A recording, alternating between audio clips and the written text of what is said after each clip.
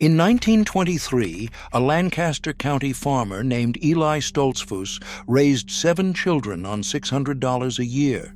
He paid off 40 acres. He put $12 aside every month. He never borrowed a dime. What he had was a set of rules. Rules passed down through plain communities since before the American Revolution. Never written in any textbook, never taught in any school. His neighbors called the Amish backward. They were 200 years ahead. They managed money differently, not with banks or brokers, but with a discipline carved into them by community, by faith, and by 2 centuries of refusal. Those disciplines kept Amish families out of debt through the Depression, through the 1970s recessions, and through 2008. Those events destroyed millions of Americans who earned 10 times what any Amish farmer took home. We called their way of life simple. We meant it as an insult. They were too busy owning their land. Number 18 cost the Amish nothing and saved the average household $44 a year. And behavioral economists at the University of Chicago confirmed exactly why it works. Number 11 was so effective, the United States government sent representatives to Amish communities in Ohio during World War II specifically to document it. And number 3, the single rule passed from Amish fathers to sons for 200 years, is now being quietly adopted by some of the wealthiest family offices in the country. These 25 habits were not about being plain. They were about being unreachable. Unreachable by debt, by bank failures, by a paycheck always spoken for before it arrives. The moment prosperity found America, we buried every one of these habits under credit card offers and called it freedom. Hit subscribe. Let us count down the 25 secret money tricks the Amish have used for 200 years when nobody was looking. Number 25, the cash-only rule. Every purchase was made in cash. If the cash was not there, the purchase did not happen. A Lancaster County merchant in 1940 kept one ledger, money in, money out. It never carried a balance into debt in 40 years of business. By 1945, sociologists noted Amish families carried 0 consumer debt, and some dismissed that as a statistical error. It was not an error. It was the cash rule, not a philosophy, a wall. The cash never lied. That was its genius. Number 24. The community barn raising applied to money. When an Amish farmer lost a barn, the community built a new one in a single day. No invoice, no financing. In 1955, a Holmes County farmer suffered a harvest failure worth $800, nearly a full year of income. The community replaced it within 3 weeks. He owed nothing. He was expected to do the same for the next man. The obligation was real, not voluntary, mutual and binding. It was not charity. It was infrastructure. Number 23. The kitchen garden. An Amish wife in Indiana in 1948 spent 14 cents on seeds in the spring. The yield replaced $68 in produce across the year. Canning and a root cellar extended the garden 6 months past the last frost. By 1960, USDA surveys found Amish households purchased fewer than 30% of their annual food calories. The other 70% came from the land behind the house. The garden was not a side project. It was half the paycheck. Number 22. The tool library. No Amish family owned every tool needed. In 1952, a grain auger cost $85. 20 families sharing one paid $4.25 each. A young farmer in Geauga County saved $240 in his first 3 years through tool borrowing alone. That $240 became the lumber for a second outbuilding. A man who borrowed and did not return tools promptly found future borrowing difficult. The system ran on reputation, not paperwork. It was not generosity. It was collective efficiency. Number 21st, the no negotiation price. When an Amish craftsman set a price, it did not move. A furniture maker in Shipshewana sold chairs for $14 in 1955. His non-Amish competitor charged $11, but discounted regularly to $9. At the end of the year, the Amish maker had earned more per unit on fewer sales. Tourists tried to bargain at Amish market stalls. The vendor smiled and declined. A price you cannot defend is a price you did not believe in. The price was the promise. It never changed. Number 20. The deliberate second use. Nothing had only one use. A flour sack became a dishcloth. A worn shirt became a cleaning rag. A broken wagon wheel became fence material. A Lancaster woman in 1942 estimated reuse habits saved $31 a year in replacement goods. Amish households generated 1/4 the waste of comparable non-Amish households. To throw something away was to throw away the hours it took to earn it. It was not reuse. It was refusal to waste the hours it cost. An Amish man in 1950 could reshoe a horse, splice an axle, and recane a chair, all without paying anyone. Repair skills were part of everyday life. A dairy farmer in Kishakoquillas Valley logged every repair he performed from 1944 to 1962. The total ran $6,800 in equivalent professional costs. That $6,800 became the down payment on an adjacent parcel of land. Amish fathers taught repair skills before a child turned 10, not as enrichment, as necessity. The skill did not just save money. The skill was money. Number 18, the sunset budget. Amish families did not spend money after dark.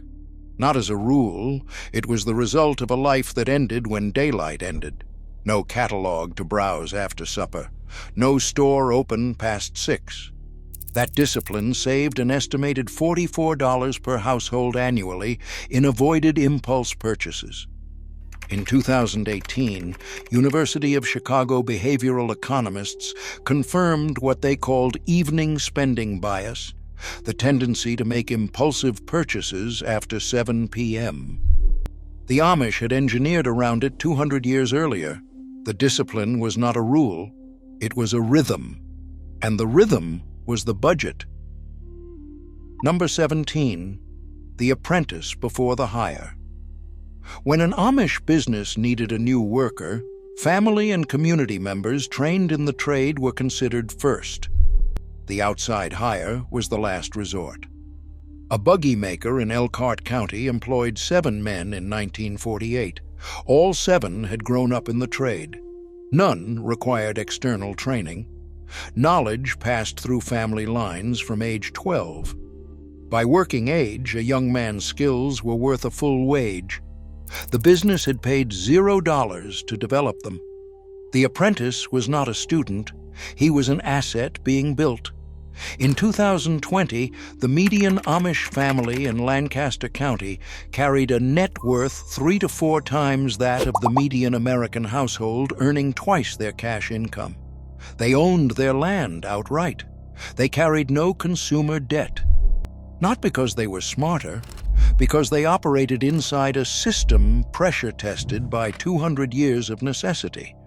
The outside world called them quaint. The outside world carries $1.1 trillion in credit card debt. Number 16, the preserved harvest. Every August and September, Amish women canned, dried, and cellared everything the farm produced that could not be sold. A woman in Wayne County calculated in 1952 that her cellar held $94 in equivalent store-bought goods. Her cost for canning supplies and fuel was $6. The summer garden was planted in March because the cellar had to be full by October. Every decision pointed toward the same destination. The jar was not storage. The jar was January. Number 15. The no-interest loan. When an Amish farmer needed capital, he borrowed from family or community with no interest. A young farmer in 1949 borrowed $1,200 from his father-in-law to expand his dairy operation. He repaid $50 a month for 2 years. The same loan at a Lancaster bank would have cost him $180. That $180 stayed on the farm. The interest-free loan was not generosity. It was preventive investment. The handshake was the contract. It had never been broken in living memory. Number 14. The mended garment.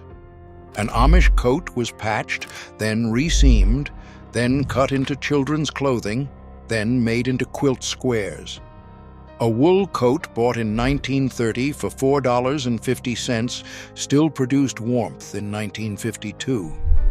A farmer's wife in Mifflin County tracked clothing spending for 1947. Total cash for a family of 9 was $11.40. Her non-Amish neighbors averaged $140. Amish mothers taught daughters to sew before they could read, not as tradition, as survival. The garment did not end when it wore out. It began a second life and then a third. Number 13. The planned purchase. Nothing large was bought on impulse. An Amish farmer in 1955 needed a new plow. He identified the need in April. He compared prices through May and June. He set aside $4 each week through summer. He purchased in September when prices dropped at season's end. He paid $47. The April asking price had been $54. Time applied to a purchase decision almost always produced a better outcome than speed. Waiting was not weakness. Waiting was the negotiation.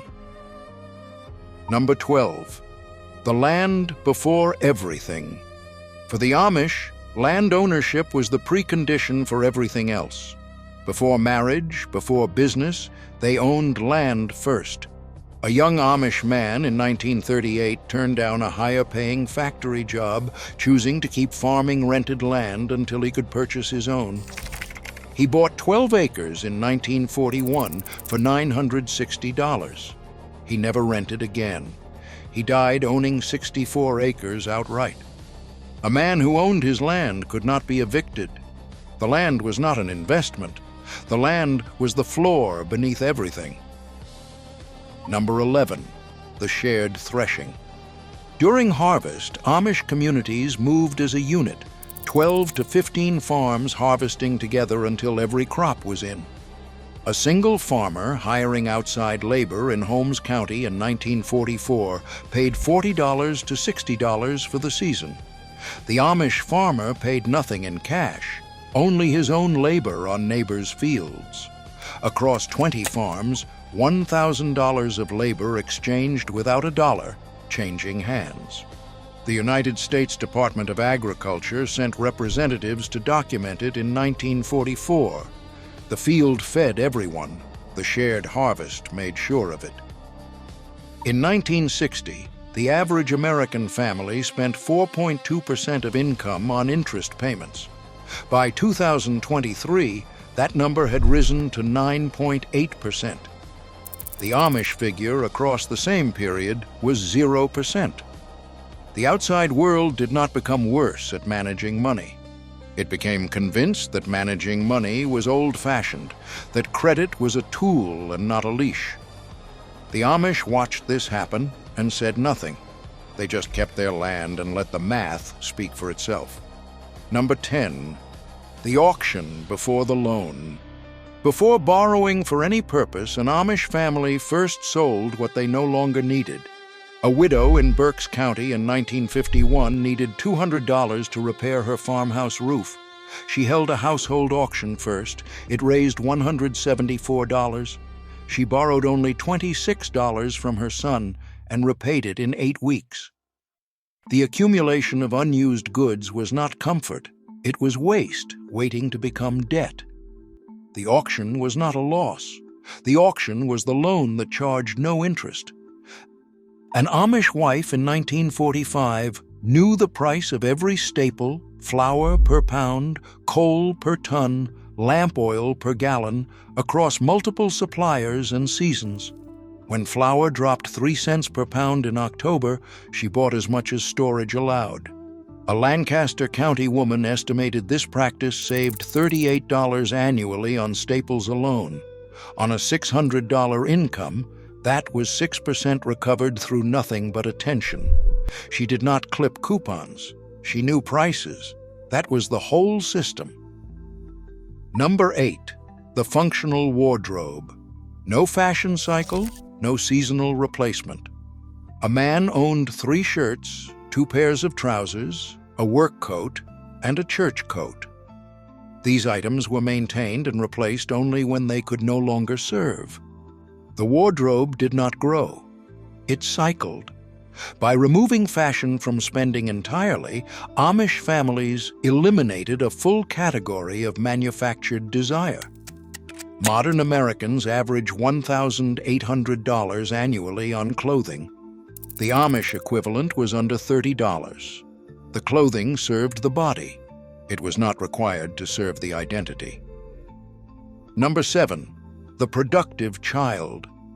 A farmer in Wayne County estimated in 1950 that his 4 children, between ages 9 and 15, contributed the equivalent of 1 full adult labor day per week.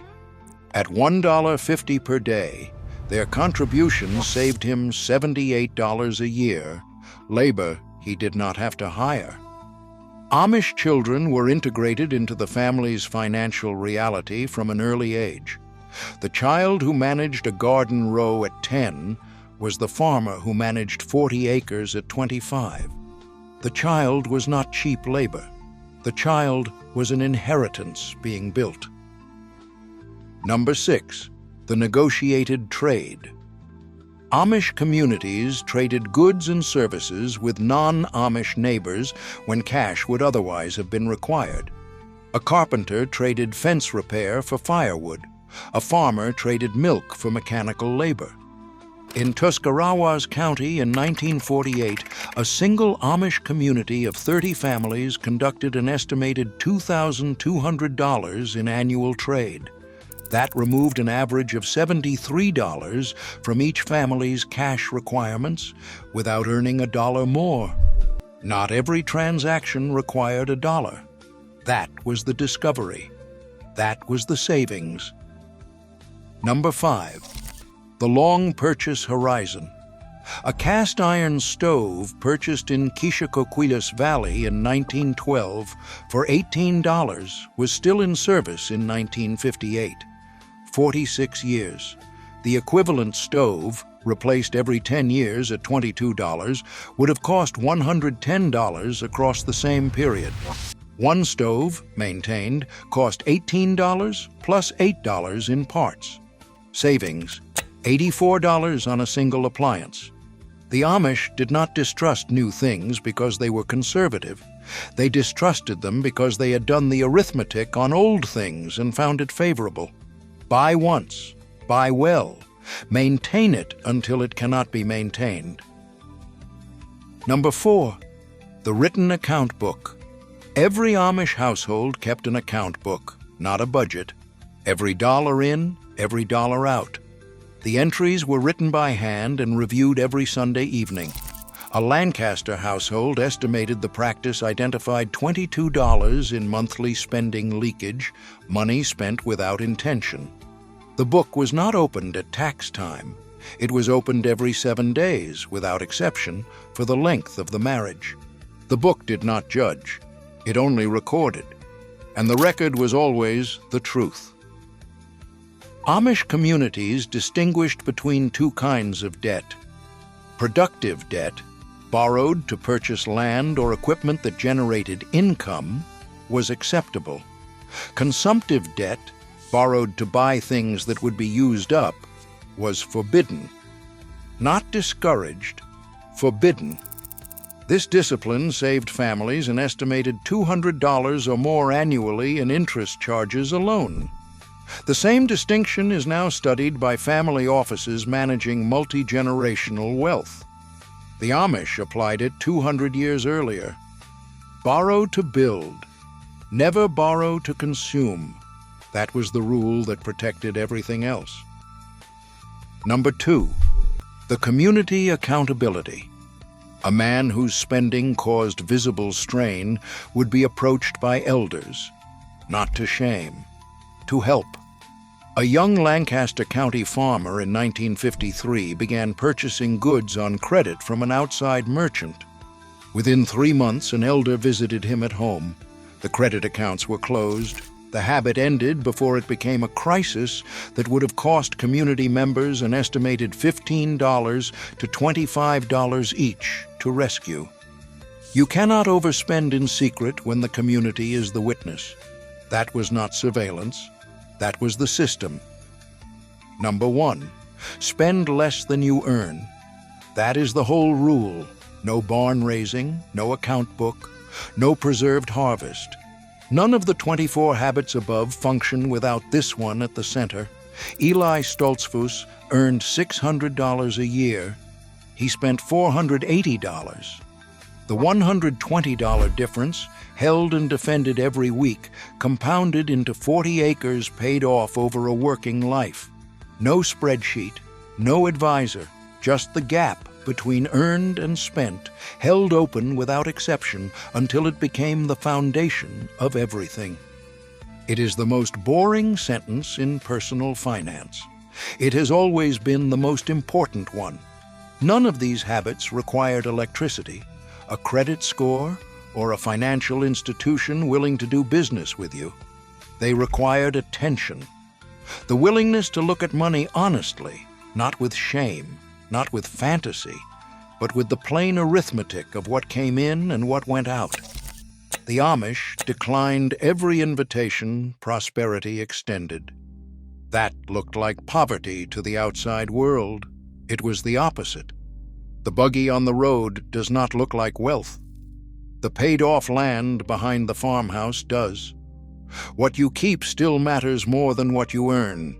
And the families who understood that, the quiet ones, the plain ones, they are the ones who still own their land.